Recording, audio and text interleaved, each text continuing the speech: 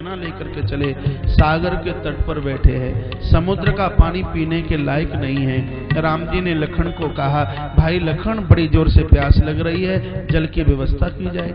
श्री लखन लाल, ये कथा यहाँ से महापुराण में ही है और कहीं दूसरी जगह नहीं है। राम जी को रामायण में प्यास नहीं लगी, पद्म पुराण में राम जी को प्यास नहीं लगी, लेकिन शिव महापुराण में राम जी को इतनी प्यास लगी कि लखन पानी खोजने के लिए चले। प्रभु, लेकिन ये मत पूछ लेना कि रामायण में क्यों प्यास नहीं लगी है, पद्म पुराण में क्यों नहीं लगी, कि यहाँ प्रश्न में से प्रश्न निकाल दें। देखिए घड़ी का कांटा तो चार को भी छू गया है, नहीं तो हम बताते भी कि उन पुराणों में प्यास क्यों नहीं लगी और इस पुराण में प्यास क्यों लगी, फिर आगे कभी समाधान हो जाएगा, नहीं फिर बात छिड़ जाएगी तो और आगे पर न जाने कितना आगे निकल जाए, बड़ी लंबी कथाएं हैं। तो आइए, शिव महापुराण में बड़ी प्यास लगी, लखन लाल जल लेने के लिए गए, जल लेकर के आए, कहा प्रभु ये आप जल स्वीकार कीजिए। तब प्रभु ने कहा कि लखन मेरा नित्य का नियम है, पहले मैं भगवान के ऊपर जल चढ़ाता हूँ और उसके बाद में स्वयं स्वीकार करता हूँ। तो उसी समय बालू की पिंडी बनाई है और तत्पश्चात जैसे हर हर महादेव कह करके जल डाला तो बालू की पिंडी में से भगवान भोलेनाथ प्रकट हो गए। राम जी ने साष्टांग होकर के चरणों में प्रणाम किया, भगवान शंकर ने उठा करके कंठ से लगा दिया, कहा वरदान मांगिए, क्या चाहते हो? का रावणा दीन हत्यासु राक्षसाद प्राप्ताम प्रियम, तुम्हारे चेले को मारने के लिए जा रहे हैं, इसलिए बैठ जाइए, तुम अपने चेलों का बड़ा पक्ष लेते हो इसलिए यहीं बैठ जाइए। कहा प्रभु ठग लिया तुमने, लेकिन नाम संस्कार, कहा तुम राम के ईश्वर हो इसलिए लोग तुमको रामेश्वर के नाम से जानेंगे। तब भगवान शंकर की आंखें भर आई और कहा प्रभु इसलिए नहीं, मैं राम का ईश्वर हूं इसलिए मेरा नाम रामेश्वर नहीं, तो राम मेरे ईश्वर हैं इसलिए लोग मुझे रामेश्वर के नाम से जानेंगे। बोली रामेश्वर भगवान की। प्रभु श्री राम कहते हैं, भगवान जो गंगोत्री और जमुनोत्री का जल तुम्हारे ऊपर आकर के चढ़ाएंगे उनको सायुज्य मुक्ति मिलेगी। आइए एक चौपाई प्रभु राम के मुंह से निकली हुई एक तो गुनगुनाई लीजिए, हाथ खोलिए। जो सुनिए, यदि इस चौपाई को भाव से आपने गा लिया तो बिना मोटर कार के और बिना टिकट के 1 मिनट में आप श्री रामेश्वर ही पहुंच जाओगे और फल उतना ही मिलेगा। भाव है तो ही तो भगवान नहीं पत्थर है, उतना ही पुण्य मिलेगा। 12 ज्योतिर्लिंग की कथा आप सुन रहे हैं, यदि आप विश्वास कर लें इस बात के लिए, इस ग्रंथ में लिखा है कि 12 ज्योतिर्लिंगों की यात्रा की कथा सुनने से पुण्य उतना मिलता है जितना कि सावन के महीने में किसी व्यक्ति ने उस दरबार में जाकर के धूप लगाई हो। बड़े भाग्यशाली वो हैं जिन्होंने आज की ये 12 पिंडियों के प्राकट्य की कथा जिन्होंने सुनी है। आइए, जो रामेश्वर दर्शन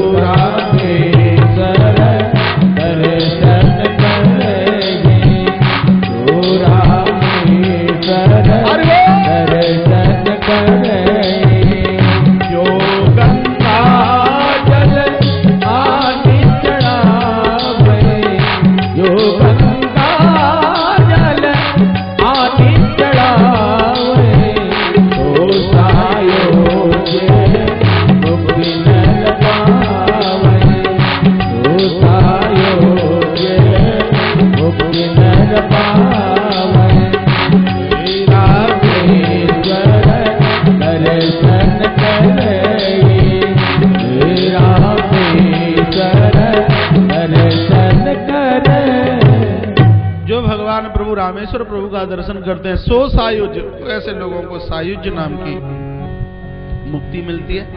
भागवत में 2 प्रकार की मुक्ति का वर्णन है, क्रम मुक्ति, सद्यो मुक्ति। सद्यो मुक्ति जहाँ इंतजार नहीं, तत्काल जीव का उद्धार हो जाए उसको सद्यो सायुज मुक्ति कहते हैं। भगवान प्रभु रामेश्वर की कृपा से इसकी प्राप्ति होती है। लिखने लायक बात ही आप चूक गए। जहां मुक्ति के लिए किसी भी प्रकार की प्रतीक्षा नहीं और एक ही जन्म में ईश्वर ने कल्याण कर दिया, उसका नाम है सद्यो सायुज मुक्ति। और जहां क्रम से पहले न जाने कितने जन्मों में कीट पतंगे हम बने, उसके बाद चारों वर्णों में हमारा जन्म हुआ, नीचे से लेकर के ऊपर तक।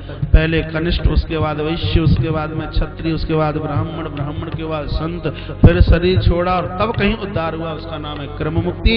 लेकिन मीरा का उद्धार एक ही बार में, कबीर साहब का, गुरु नानक देव का उद्धार एक ही बार में, इसका नाम है सद्यो मुक्ति।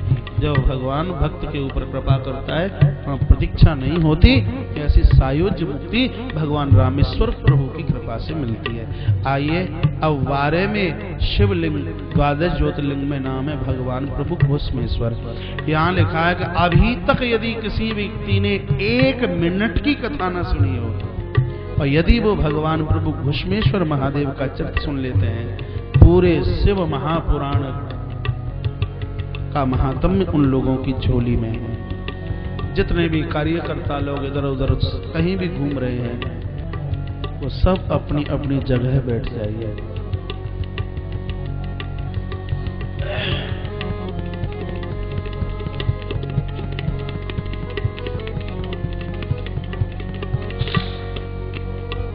भगवान घुश्मेश्वर, बोलिए घुश्मेश्वर भगवान की जय। भगवान प्रभु घुश्मेश्वर की प्राकट्यता किस प्रकार से हो रही है, पुराण के अंतर्गत इस बात का निवेदन किया जा रहा है। निवेदन किया जाता है कि एक देवगिरी नाम का पहाड़ है, यहाँ ब्राह्मण रहते हैं जिनका नाम है सुधर्मा। इनकी पत्नी का नाम है सुदेहा। सुधर्मा च ध्वजश्रेष्ठो देवतातिथि पूजक वेद मार्ग परो नित्य अग्नि सेवा परायण। अग्नि की सेवा नित्य करते हैं। आपको पता है कि अग्नि की सेवा कैसे की जाती है? प्रतिमाओं की सेवा पूजा करने से, नदियों की सेवा दीप प्रज्वलन करने से, शंकर जी की सेवा लोटा चढ़ाने से। अब बताइए अग्नि की सेवा कैसे की जाती है? यज्ञ से, ताली बजाइए। आहुति डालने से, हवन करने से अग्नि की सेवा। तो यहां लिखा हुआ है कि सुधर्मा च ध्वजश्रेष्ठो देवतातिथि पूजकः वेद मार्ग परो नित्य अग्नि सेवा परायणः।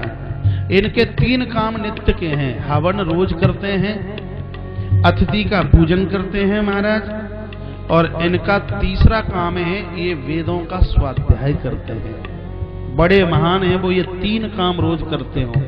गरीबों को भोजन, वेद पुराणों का स्वाध्याय, जिसको ईश्वर, जिसके द्वारा ईश्वर को जाना जाता है उसको वेद कहते हैं। जिसके द्वारा जिसकी सत्ता का पता लगता है महाराज उसको पुराण कहते हैं। समझिए, जिसके द्वारा सदैव जिसका चिंतन बना रहे उसको हम स्मृति के नाम से जानते हैं। जिसके द्वारा जीव अपने आप को पहचान लेता है उसको दर्शन के नाम से जानते हैं, जिसको षट शास्त्र के रूप से भी जाना जाता है, 6 शास्त्र के नाम से, दूसरे शब्दों में उसको दर्शन बोलता है। तो आइए यहाँ सुधर्मा च ध्वजश्रेष्ठो देवतातिथि पूजकः वेद मार्ग परो नित्य अग्नि सेवा परायणः। रोज हवन यज्ञ करते हैं और भगवान भोलेनाथ की नित्य सेवा, रोज का अभिषेक है इनका। पत्नी है सुदेहा। स्थिति ये थी कि घर में किसी भी प्रकार की औलाद का जन्म नहीं हुआ, भगवान भोलेनाथ को ही इन्होंने अपना पुत्र समझ रखा है। यथा तथा त्वया पुत्र समुत्पाद्य प्रियोस्मि। ध्यान से सुन लीजिए, भगवान शंकर को ही इन्होंने अपना बेटा मान लिया। बड़ी खुशी के साथ बड़े चैन की जिंदगी जी रहे हैं पति पत्नी सुधर्मा और सुदेहा। एक दिन की बात, पत्नी कहीं किसी पड़ोस में गई तो किसी स्त्री ने उसका अपमान कर दिया। तेरा तो मुंह देखने का धर्म नहीं, तो निपुत्री है, तेरे घर में औलाद नहीं। ये ऐसी बातें पुरुष लोग कभी भी नहीं बोलते। कभी कभी कोई माँ बोल देती, बोल दिया, अपमान कर दिया। तेरी तो शकल देखने का धर्म नहीं, तो निपुत्री, तेरे घर में औलाद नहीं। मारा झरझर आंख में से आंसू निकल गए। वाण का प्रहार इतना घाव नहीं करता जितना कि वाणी का प्रहार जितना घाव करता। बेचारी रोती हुई घर पर चल करके आई, पति के चरणों में जाकर के रोई और कहा कि मैं पानी तब पीऊंगी, पहले अपना दूसरा विवाह कर लीजिए। पति सुधर्मा ने कहा, क्या हो गया तुम्हें? अरे कुछ भी मुझे नहीं हो गया, पहले आप हाँ कीजिए, क्या आप विवाह करोगे कि नहीं?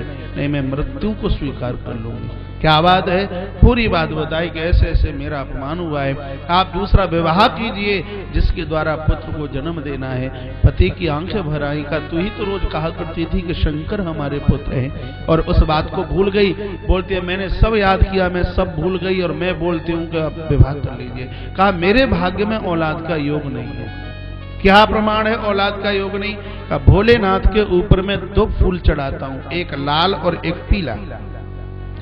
यदि पुत्र का जन्म होगा तो पीला पुष्प नीचे गिरेगा तेरे उदर से, यदि बेटे का जन्म हो जाए तो पीला पुष्प नीचे गिरेगा, और यदि नहीं हुआ तो लाल पुष्प नीचे गिरेगा। 2 फूल चढ़ाए सो रक्त फूल नीचे गिरा। का औलाद का योग नहीं है। तो बोलते मेरे ही उदर से तो योग नहीं है, यदि आप दूसरा विवाह करोगे तो संतान का योग जरूर बनेगा। इसने इतनी हट की है, समझाया ब्राह्मण देवता ने, यदि कोई दुर्भाग्य हो तो दूसरा विवाह होता है, और मैंने अपने जीवन में ऐसा कभी कुछ किया नहीं, इसलिए देवी तू हट मत कर। ये तो अपने पियर गई, और छोटी बहन जिसका नाम था घुस्मा सगाई पक्की करके आ गई। महाराज यहां तक बात समझ में आई है? ब्राह्मण का मन नहीं था, लेकिन अपनी छोटी बहन घुस्मा के साथ सगाई पक्की। पति ने फिर भी समझाया कि आज तुम बहनों में इतना प्रेम है, लेकिन जब भांवर पड़ के वो इस घर में आ जाएगी तो एक दूसरे का मुंह देखने के लिए तैयार नहीं होगे। मैंने पुराण पढ़े हैं, ग्रंथ पढ़े हैं, इस बात को मैं जानता हूं, लेकिन ये बात नहीं मानी। इसने बहुत ज्यादा हट करी तो ब्राह्मण सुधर्मा ने विवाह किया, और दूसरी पत्नी, क्या नाम बताया मैंने? घुस्मा। घुस्मा को घर लेकर के आए। भगवान शंकर की इतनी अनूठी भक्तानी कि शिव महापुराण में भोलेनाथ का ऐसा भक्त कोई दूसरा नजर नहीं आता। ऐसी घुस्मा मिट्टी के शिवलिंग रोज बनाती है, 1100 शिवलिंग मिट्टी की रोज बनाती है। गांव के बगल में एक सरोवर है, षोडशोपचार से पूजन करती है, और रोज संध्या से पहले उस सरोवर में जाकर के महाराज उनको विसर्जित कर देते हैं। समय चलता रहा, भगवान शंकर की कृपा से इसके उदर से बड़े सुंदर से बच्चे का जन्म हुआ। किसके पेट से? घुस्मा के उदर से। बेटा छोटे से बड़ा हुआ, लेकिन अब वो झुलसने लगी। कौन? इस बेटे की मासी। सब लोग उसको वंदन प्रणाम करने लगे। अब तो ये सोच रही है कि कब ये जल्दी मरे, इसको मरने की कामना करने लगी, इसको इतनी बुरी लगने लगी। महाराज घर में कलह और झगड़े के अलावा और कुछ भी नहीं था। बेटा 19 साल का हुआ। सुनिए इसका घृणित कर्म। प्रभु प्रेमीजन, उसका विवाह हुआ। आज बेटा बहू को लेकर के बस घर में आया ही होगा, ये अपने आप से मंत्रणा बना रही है कि इसके बेटे को कैसे मारा जाए। देखिए यहां ग्रंथ में लिखा हुआ है कि रात्रि के समय में ये कच्छ में घुस गई, और इसने तलवार निकाली और सोते हुए बच्चे के खंड खंड इसने कर दिए, जिसके हाथ की मेहंदी भी नहीं छूटी हुई थी।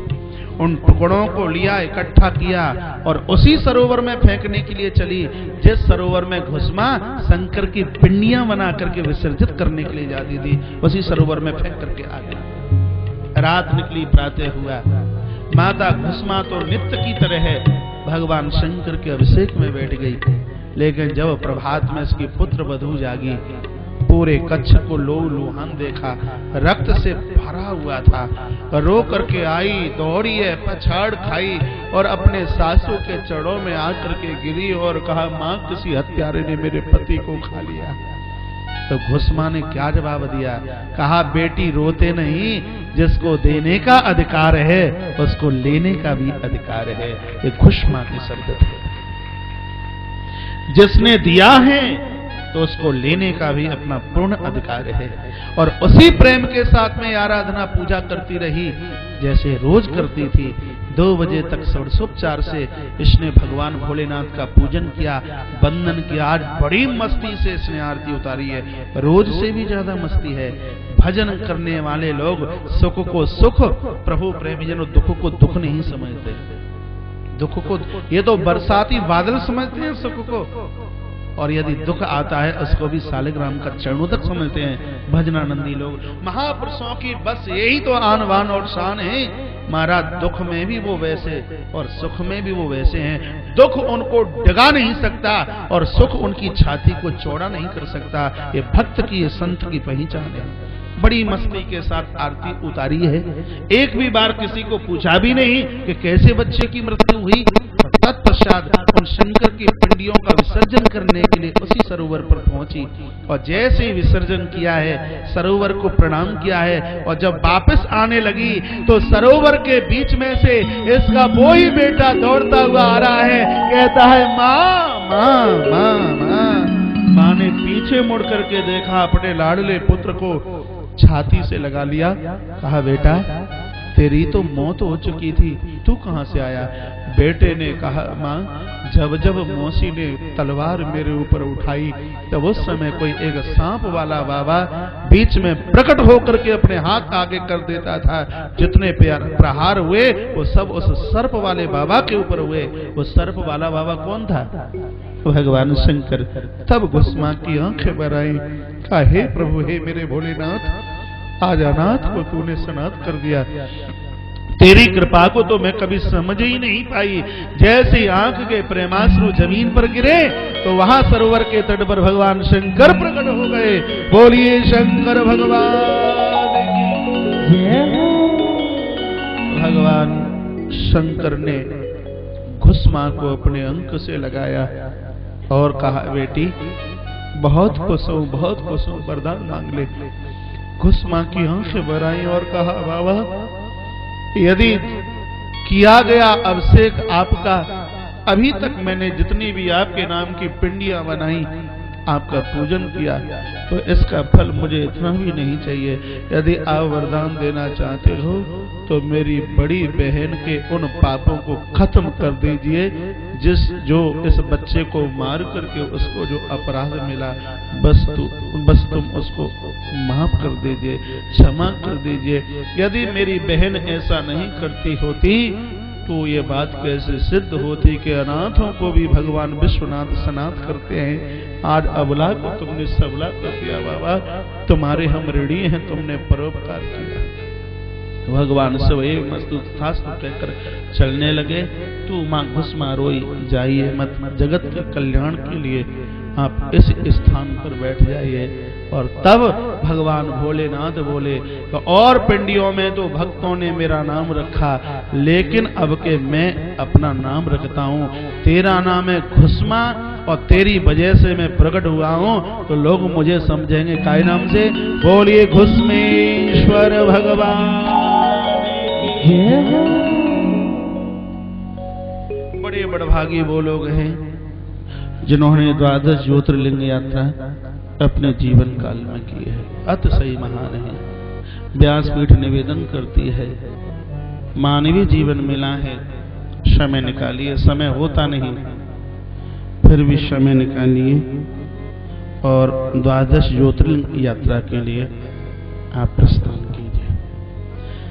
कथा को विराम देता हूं, पूरी तो नहीं होती, आज से फिर शुरू कर दूं। आज तारीख है 2, 9 और 2 11 तारीख तक फिर इसको आरंभ यहीं से कर दूं। भगवान घुसमेश्वर से आगे बढ़ूं तो न जाने कितनी बार 11 तारीख, कितनी बार 2 तारीख आ जाएगी। इस व्यासपीठ से भगवान शंकर की कथा है वो पूरी नहीं हो सकती। आपके मध्य में भी समझदार लोग बैठे होंगे तो वो तो ये कहेंगे कि भगवान महाराज ने कथा तो पूरी करी ही नहीं, अधूरी छोड़ दी है। स्वयं भगवान शिव प्रकट हो जाएं वो इस कथा को पूरी नहीं कर सकते तो हम तो हैं क्या? हरि अनंत, हरि कथा अनंत। महाराज जो कथा पूरी हो जाए वो संसार की है और जो कथा अपने आप में सदैव अधूरी है बस वही कथा परमात्मा की है।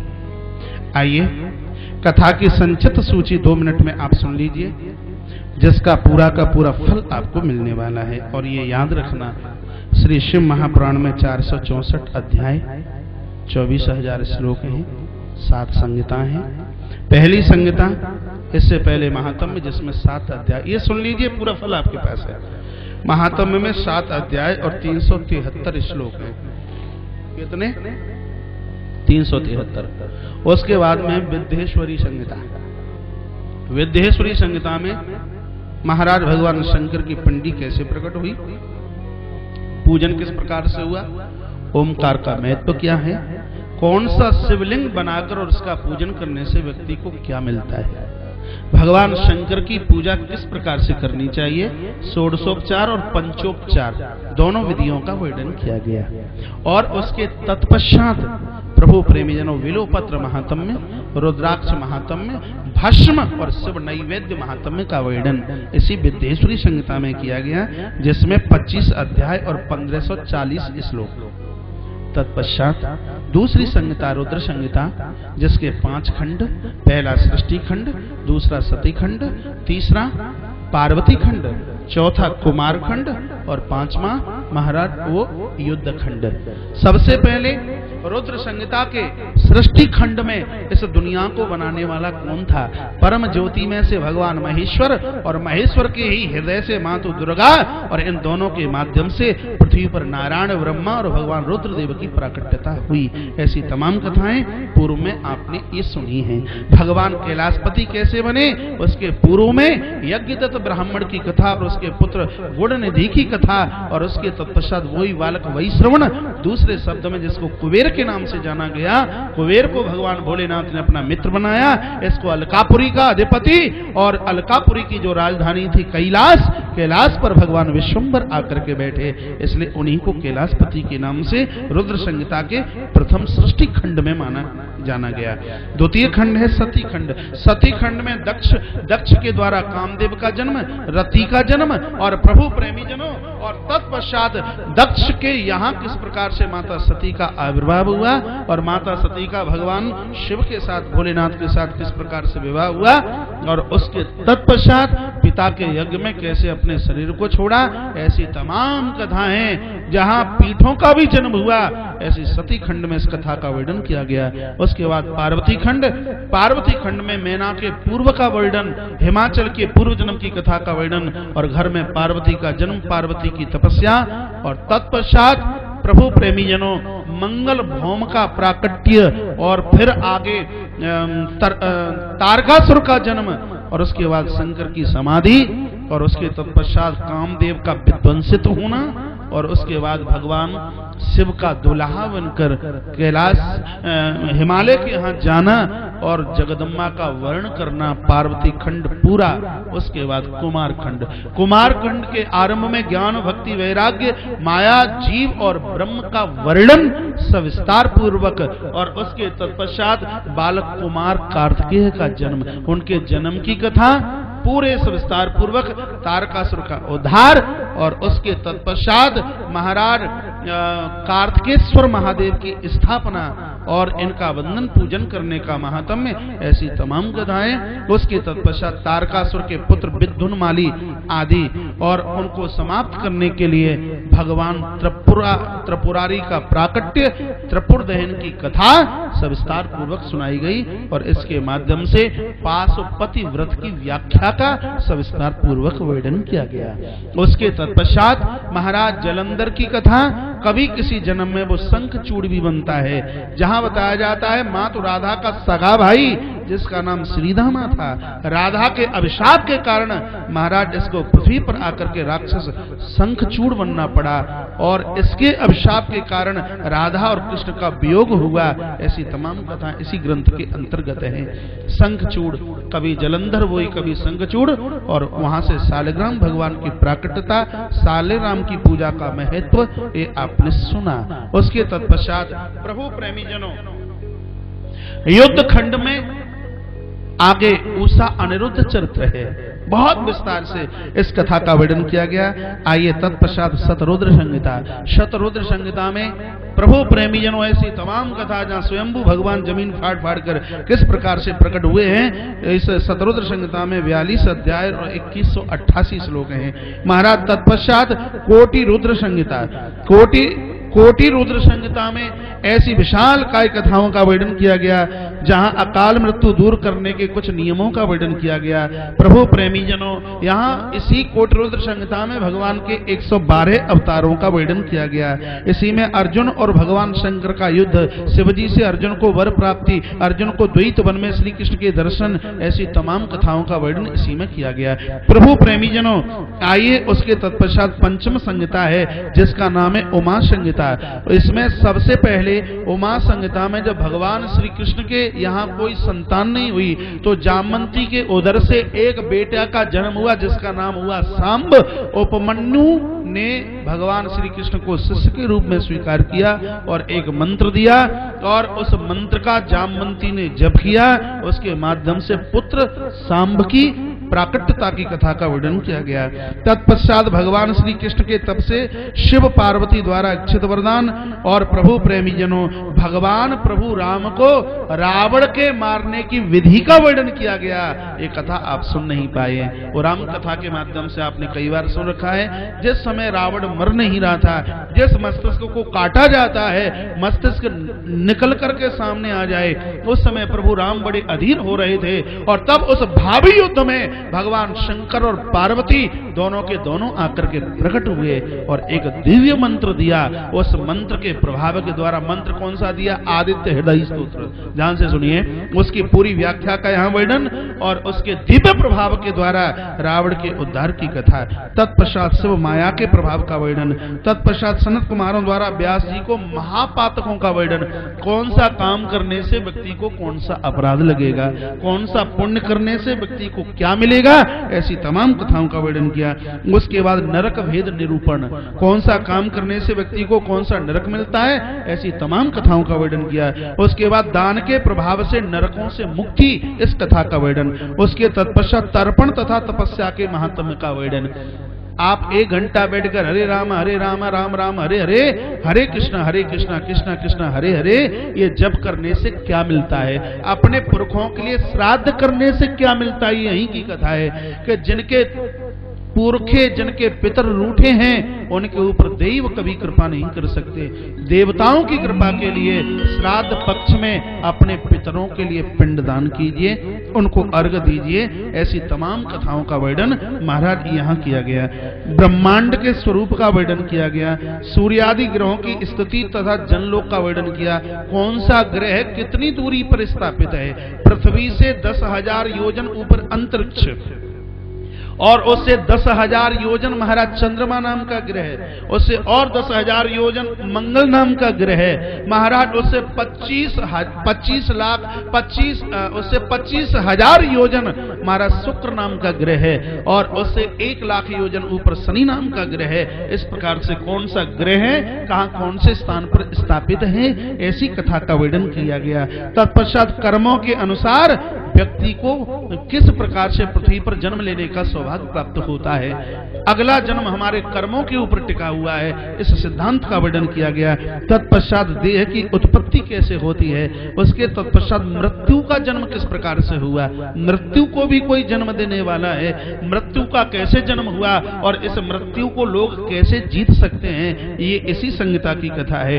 तत्पश्चात आदि सृष्टि का वर्णन, स्वयंभू आदि सर्गों का वर्णन और तत्पश्चात मारुत उत्पत्ति, हवा की उत्पत्ति कैसे हुई, अग्नि की उत्पत्ति कैसे हुई, जल की उत्पत्ति कैसे हुई, ब्रह्मांड की उत्पत्ति कैसे हुई, ऐसी तमाम कथाओं का वर्णन महाराज यही इसी संहिता में पड़ा है। अब जब मैं ये बता रहा हूं तो आपको ऐसा लग रहा होगा कि हमने तो कुछ सुना ही नहीं है, ये जब और मुझे भगवान की कृपा से शिव महापुराण के एक एक संहिता के एक एक अध्याय की प्रभु कृपा से जानकारी है, कौन से अध्याय में कौन सी कथा है, तो इस बात का वर्णन किया गया।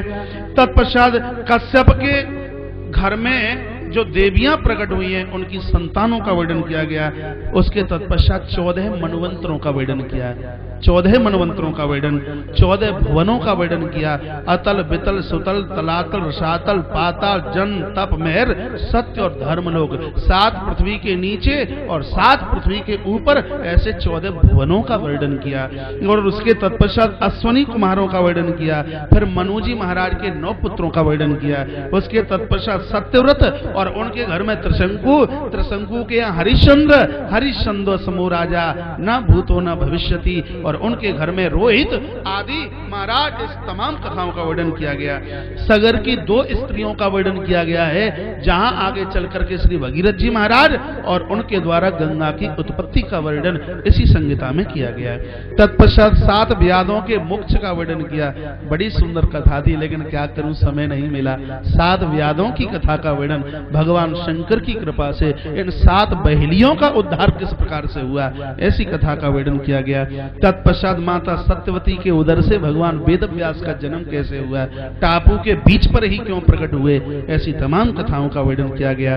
देवी चरित्र में सुरथ नाम का राजा और समाधि नाम का वैश्य, समाद्र नाम वैश्य हो, ऐसी तमाम कथाओं का वर्णन किया गया। देवी द्वारा महिषासुर उद्धार की कथा का वर्णन किया गया।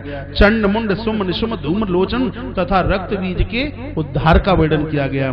तत्पश्चात माता सरस्वती द्वारा सुम निशुंभ सेना सहित कैसे इनका उद्धार हुआ, इस कथा का वर्णन और माता उमा के प्रादुर्भाव का वर्णन किया गया। और उसके तत्पश्चात 10 महाविद्याओं के नाम ही आपने पहले सुने, लेकिन 10 महाविद्याओं की उत्पत्ति किस प्रकार से हुई, ऐसी कथा का उमा संहिता में ही वर्णन किया गया। तत्पश्चात कर्म योग, माता भगवती की प्रतिमा की स्थापना नवरात्रि में कैसे करनी चाहिए, नवरात्रा में माता भगवती की कैसे स्थापना की जाए और उसका पूजन कैसे किया जाए। नवरात्रा के व्रत में यदि घट स्थापित न करें, जौ न बोए जाएं और दीप प्रज्वलित अखंड ज्योत न जलाई जाए, तो उसका किस प्रकार से व्रत का कुछ भी नहीं मिलता।